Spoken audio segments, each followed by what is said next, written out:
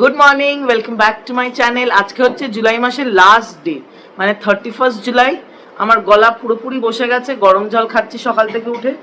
অনেক সকালে উঠেছি, কেননা একটা কাজ আছে ইম্পর্টেন্ট, ওটা কালকে রাতে আর করতে পারিনি। কখন করব, রাতে ঘুমোতে গেছি প্রায় 2:30 3টে, তো আর ইচ্ছে করছিল না, যদিও দেখে রেখেছিলাম কি করতে হবে কি না। ঘুম থেকে উঠে ওটাই করছি। আর মা ভাইকে বকেই যাচ্ছে, আজকে সকাল থেকে বাড়িতে লেগেছে একেবারে। আমার হেভি এন্টারটেইনমেন্ট হচ্ছে। ওই দেখো, আমি এখানে ব্রেকফাস্ট করতে এসেছি, সকালে উঠে গরম জল খেয়েছি, একটু আরাম হয়েছে, বাট এত কথা বলতে হয়েছে না কালকে, আর তার আগের দিন স্ট্রেন পড়েছে, তো ব্যাস গলা একেবারে গেছে।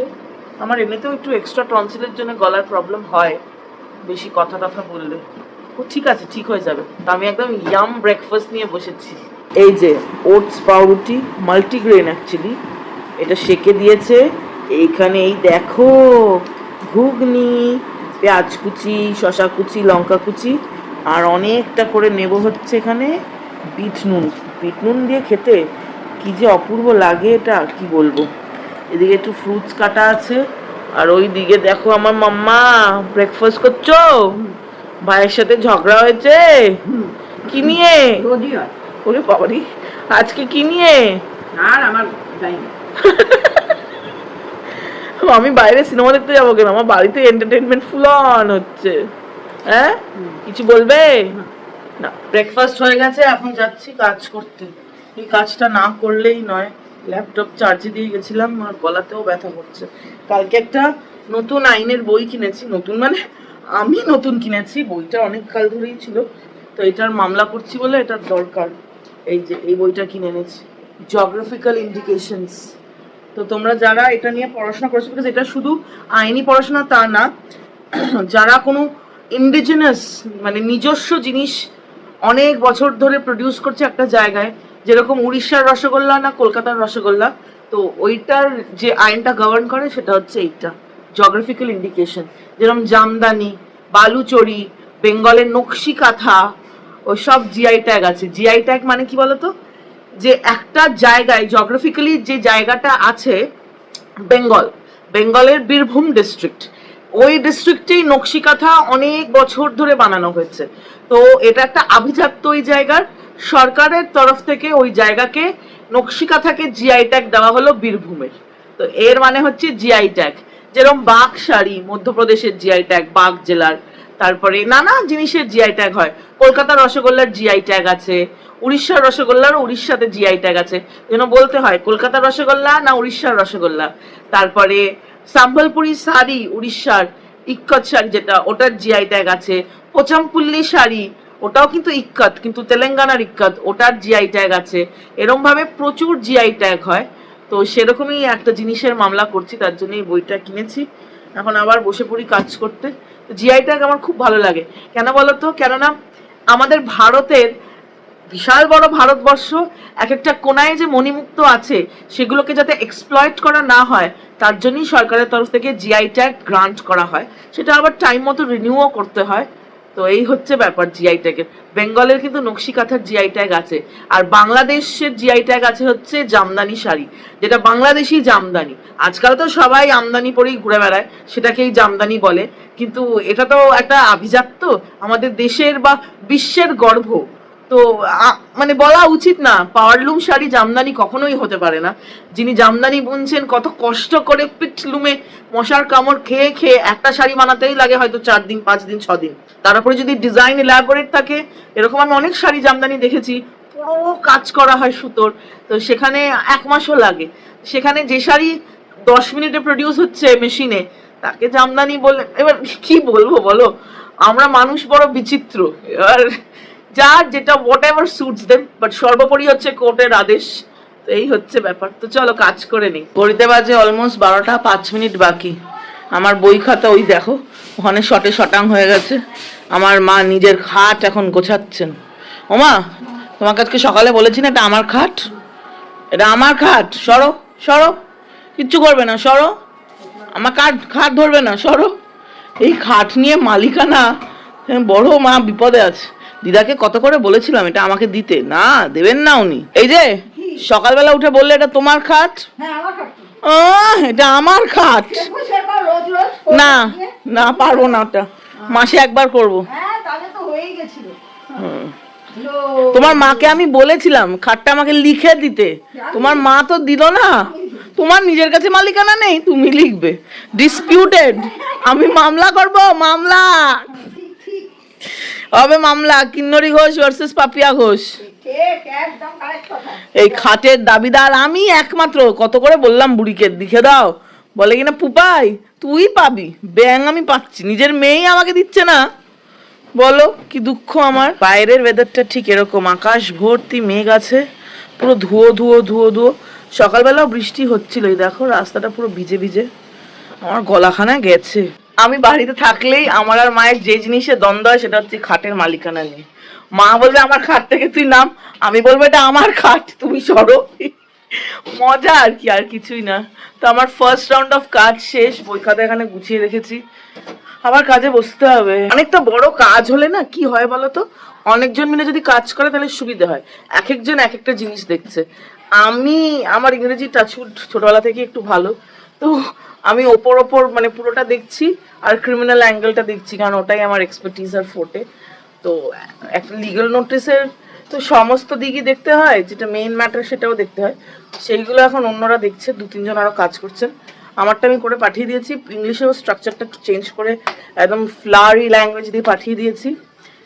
তো এখন দেখা যাক কতক্ষণে আসে, তারপরে বুঝবো। বাট আমি আমার এই 10 বছর ক্যারিয়ার লাইফে একজনের ইংরেজিতেই মুগ্ধ হয়েছি, সেটা হচ্ছে ডক্টর শশী থারুর। আমার সৌভাগ্য হয়েছে ওনার কেস করার জন্যে, ওনার সাথে কেসের জন্য ইন্টারাক্ট করার জন্যে। যে ডেথ মার্ডার স্টোরিটা আছে ওইটার উপরও আমি কাজ করেছি, মিডিয়া রিপোর্টেডও। তো ওনার ল্যাঙ্গুয়েজ হচ্ছে ওরে বাবারে বাবা, মানে too good. He is brilliant in his work, in his words, everything. ঘড়িতে বাজে এখন 2টো, গলার অবস্থা দেখছো, কাজ করে ঘুমিয়ে পড়েছিলাম কেন শরীরটা পারছি না, এখন আবার নিয়ে বসেছি, ফোন এসছে তো আবার ঠিকঠাক করতে হবে। গলায় না এই জায়গাটা জুড়ে ব্যথা, গরম জল খাচ্ছি কিন্তু জানি না, কোনো ওষুধ খেতে ইচ্ছে করছে না।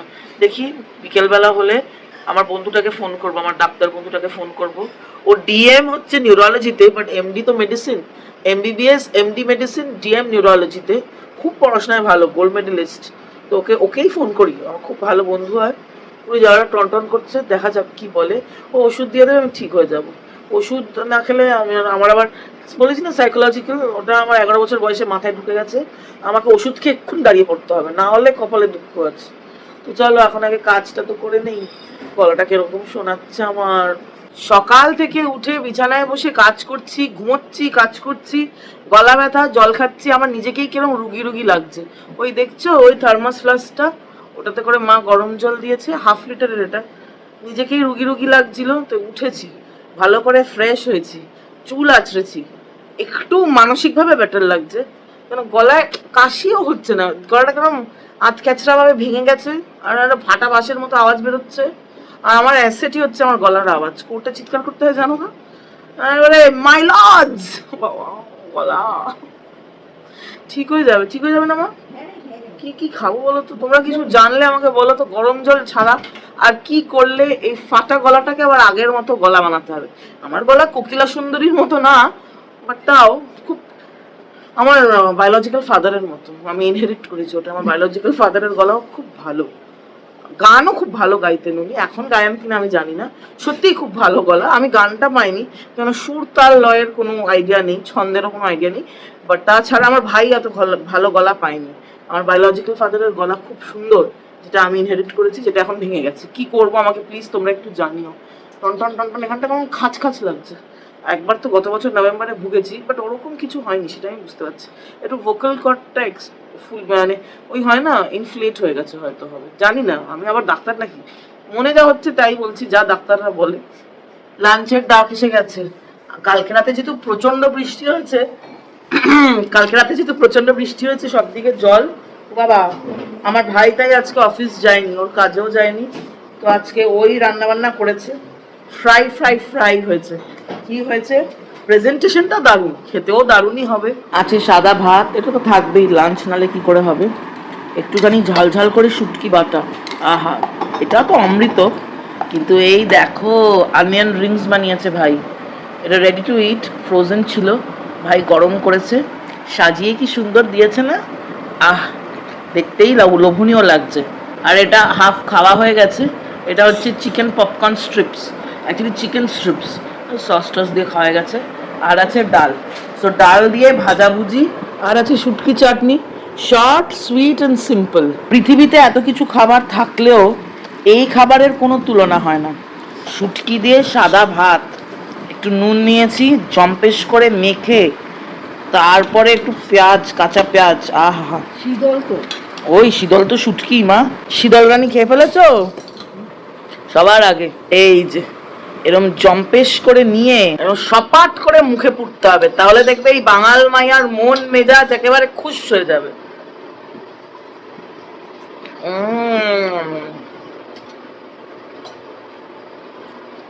অসাধারণ, জাস্ট টু গুড। যদিও শুটকি হচ্ছে অ্যাকোয়ার্ড টেস্ট, সবার ভালো লাগবে না, বাট আমাদের রক্তে যেহেতু আছে ছোটবেলা থেকে মারাত্মক ভালোবাসি, মারাত্মক।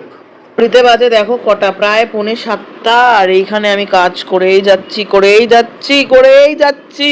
আর আমার মাটাকে দেখো, ধোপা বাড়িতে বসে আছো, ভালো লাগছে ধোপা বাড়িতে বসতে? কি করবো, বৃষ্টি পড়ছে বাইরে। ঘুম থেকে উঠেছে আর দুধু চা খাচ্ছে। আজকে আমার মায়ের ঘুমটা আটোসাটো হয়নি, কেন? ছেলে মেয়ে দুজনেই বাড়িতে বকবক করেছে। দুধ চা মা খায় প্রত্যেক দিন, না মা? আগেও খেতে? দুবেলাই খায়। তোমার কখনো আমার মতো অসুবিধা হয়নি যেরকম আমি গরুর দুধ খেতে পারি না? না, আমি মহিষের দুধ তো খেতে পারি মা। খাই তো মহিষের দুধের সব খাই মা।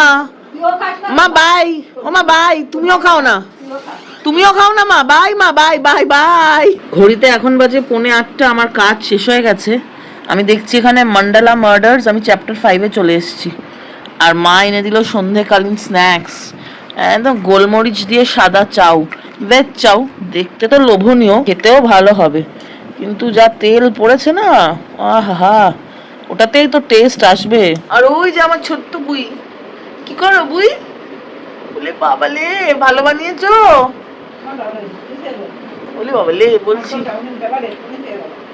চাও আমার ফেভারিট, তোমারও তো ফেভারিট। এইদিকে ধোপা বাড়ি ছিল, ওইদিকে ধোপা বাড়ি।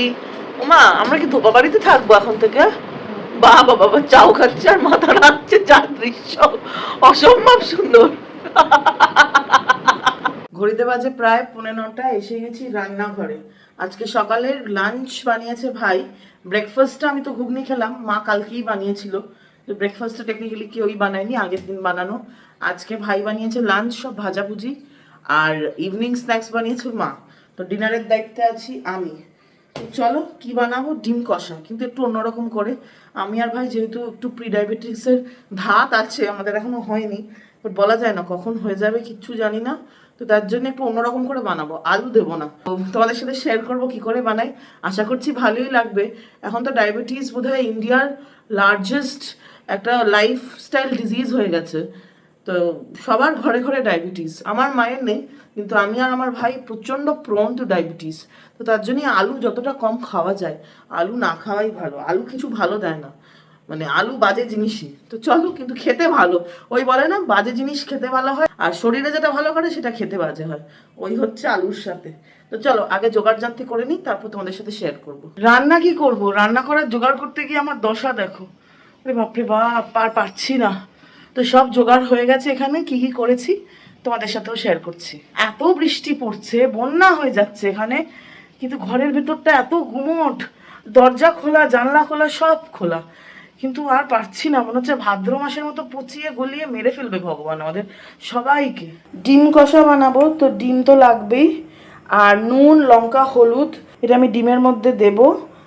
তাছাড়া লাগছে আলুর বদলে গাজর, একটু পেঁয়াজ কুচি, গাজরটাকে এরকম লম্বা লম্বা করে জুলিয়েন্সে কাট করেছি। রসুনটাও একটা কিন্তু জুলিয়েন্সে কাট করেছি। এখানে 2টো তেজপাতা, ফোড়নের জন্য শুকনো লঙ্কা, কালো জিরে, একটু টমেটো কুচি। চলো প্রসেস স্টার্ট করা যাক। ছোটবেলায় যখন মিথ্যে মিথ্যে রান্না বান্না করতাম, কখনো ভাবিনি বড় হয়েও এরকম রান্না বান্না করব। যদিও সেরকম ভালোবাসি তা না, বাট ওই কাজ চালানোর মতো করে নিই, মাঝে মাঝে মুড ঠিক করার জন্যও করি। নুন, লঙ্কা, হলুদ গুঁড়ো তিনটেই ডিমের মধ্যে মাখিয়ে ভালো করে কড়া কড়া করে লাল লাল করে ভেজে নিয়েছি। এবার সেই একই তেলে ফোড়ন দেব।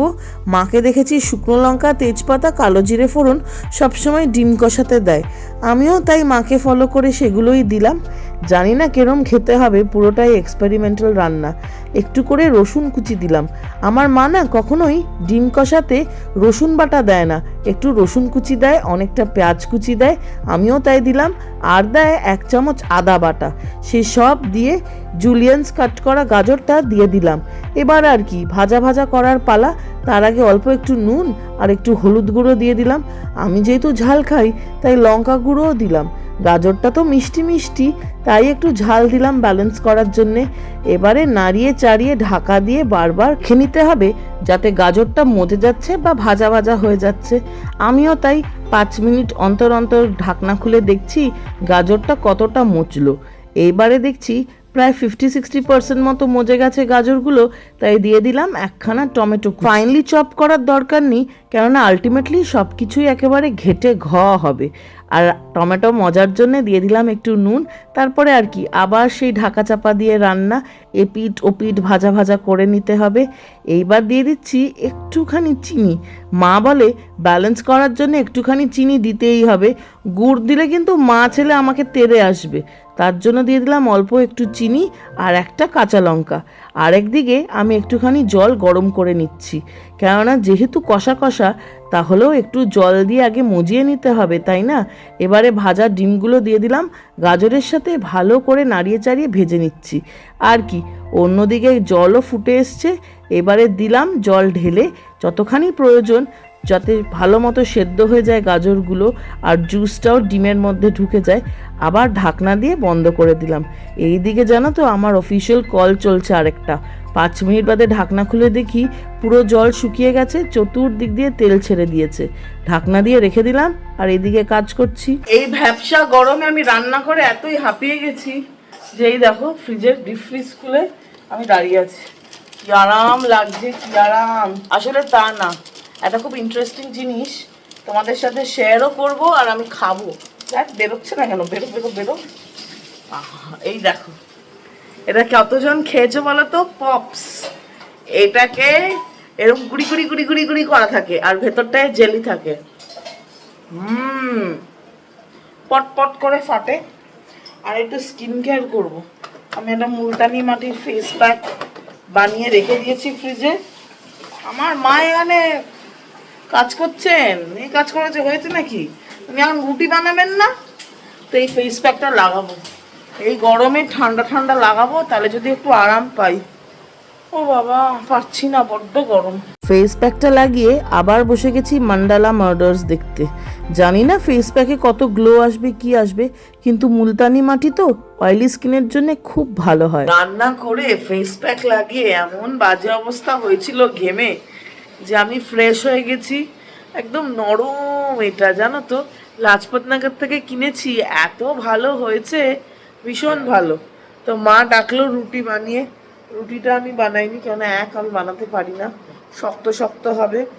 আর দ্বিতীয় প্রচণ্ড গরম পড়েছে, এখন এক্সপেরিমেন্ট করার ইচ্ছেও করছিল না। আর গলাটাকে এখনো ফাটা বাস আছে, কমেছে আগের চেয়ে, বাট পুরোপুরি কমেনি। তো ডিনারটা আমি বানিয়েছি আর মা বানিয়েছে, যৌথ প্রয়াসে হয়েছে। তো বেশ ইন্টারেস্টিং লাগবে খেতে, যাই না কিরম খেতে। প্রথমবার বানিয়েছি গাজর দিয়ে, দেখা যাক। ডিম কষা উইথ গাজর। এই যে রুটি আছে আর ফ্রোজেন পরোটা আছে, এটা শেষ করতে হবে, তার জন্য একটা পরোটা আর একটা রুটি। ভাই ঢ্যাঁড়স ভাজা খেতে ভালোবাসে, আমিও খেয়ে নিই। তো ঢ্যাঁড়স ভাজা আছে, এখানে আছে একটু মুসুর ডাল, আর এই যে গাজর দিয়ে ডিম কষা। কেরম হবে খেতে জানি না, দেখতে তো ভালোই লাগছে। ও মাম্মা, খেয়ে বলো তো ডিম কষাটা কিরকম? ভালো? গাজর দিয়ে ভালো লাগছে? আলু ছাড়া ভালো লাগছে। ডায়াবেটিস হলে কি করবে? যদিও এখনো আমরা আছি প্রি ডায়াবেটিসের আগের স্টেজে, বাট হয়ে গেলে সেজন্যই বললাম খা, আলুটা খাওয়া বন্ধ কর। তুমি আলু খেতে ভালোবাসো সোনা? ও, আমি ভীষণ ভালোবাসি। মুখটা কি আমার একটু পরিষ্কার লাগছে? মুলতানি মাটি লাগিয়েছি না, তেলটা কন্ট্রোল করে, বাকি আর কি করবে জানি না, দেখা যাক। প্রত্যেকবারই পুজোর আগে আগে খুব শখ ওঠে এসবের, যেই পুজো হয়ে যায় বা এই স্কিন কেয়ারটা 2-3 সপ্তাহ হয়, ব্যাস হয়ে গেল, আমার ইন্টারেস্ট শেষ। কিছু জিনিসই বেশিক্ষণ ভালো লাগে না, এই হচ্ছে মানুষের এক বড় ক্যারেক্টারিস্টিক্স। মানে রুটিনের আবদ্ধ থাকতে মানুষ ভালোবাসে না, আমার তাই মনে হয়। যদিও আমার মায়ের জেনারেশনরা আবার অন্যরকম, আমার মা আবার রুটিন ভালোবাসে। আমার আর ভাইয়ের পাল্লায় পড়ে রুটিন গেছে ভোগে, ইন দ্য ভোগ অফ মা। কি গো মা, কটায় ঘুম থেকে উঠবে এখন? এখন বাজে প্রায় রাত 12টা, 11:50, 10 মিনিটে কালকে হয়ে যাবে। মানে আজকে ছিল বৃহস্পতিবার, শুক্রবার হয়ে যাবে। আজকে কিন্তু বাড়িতেই ছিলাম, কিচ্ছু এক্সট্রা আমি বাইরে বেরোইনি বা গাড়ি চালাতে হয়নি, এরকম কিচ্ছু হয়নি। তাও দেখো কি সুন্দর 12টা বাজিয়ে দিয়েছি, মা মেয়ে ছেলে মিলে। তো এই চলছে, হাসি খুশিতে জীবন কাটুক সবার, এটাই তো ভালো ব্যাপার, তাই না? এখন চুলটা বাঁধবো, তাহলে আজকের মতো সব কাজ শেষ। তাহলে চলো আজকের ব্লগটাও এখানে শেষ করছি। তোমরা সবাই খুব খুব ভালো থেকো। আমার মনে হয় গলা ব্যথাটা কালকেই বা পরশুতে ঠিক হয়ে যাবে। গলা ব্যথা ঠিক না, কিন্তু এই শুনতে কিরকম কর্কশ হয়ে গেছে না, ফাটা বাঁশের মতো, ওইটাই ঠিক হয়ে যাবে আশা করছি। নালে ডাক্তারের কাছে যাব আর কি, এক্ষুনি যাব না। তো চলো তোমরা সবাই খুব ভালো থেকো, নিজের শারীরিক এবং মানসিক স্বাস্থ্যের খুব ভালো খেয়াল রেখো। দেখা হচ্ছে তোমাদের সবার সাথে একটা নতুন দিনে, একটা ইন্টারেস্টিং ব্লগের সাথে। আজকের মতো good night, bye bye bye bye bye bye.